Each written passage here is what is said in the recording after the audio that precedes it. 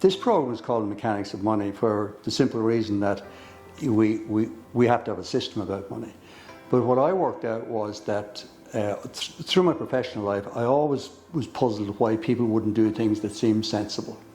So after studying the psychology and the philosophy of it, what I found was that if our philosophy is not right, so in other words, if we haven't thought out what our values are about money, if we don't understand the psychology, that's the things that we're wired to do or not do, from birth almost, then it doesn't matter what systems we put in, they end up not being followed.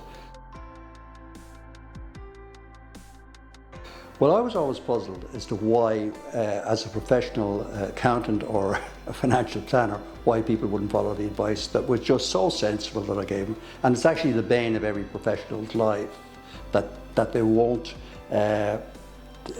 see their clients take the advice.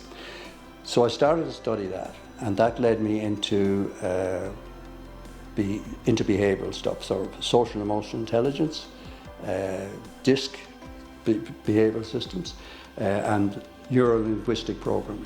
So I sought qualifications in all those things to enable me to serve my clients better actually when I got into mentoring, because I had to know what was going to work and what wasn't going to work. So they're just tools, I do courses in each one, but they're just tools I use all the time. We didn't have much when I was growing up. In fact, my mother died when I was 14, 15. My dad couldn't even afford to pay for her funeral. But yet every week, when he got his pay packet, there was a certain amount of money he got put away for charity. Now, I don't know whether it was when I was old enough or bold enough to ask, why are you giving this money away when we have needs? And he pointed out at me, he said, Brian, listen, he said, no matter how little we have, we'll always have enough. There's always somebody worse off. So that created for me, even though we didn't have a lot, the understanding that it's an abundant world.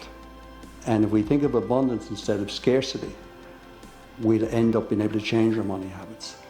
But that scarcity about money also flows into time. A lot of people who think they haven't got any money, they don't think they've got time frame, they're always busy, busy, busy. To change a habit, you need to really have three things. You need to have the motivation to do it. You need to have the ability to do it. And something has to trigger it for it to happen.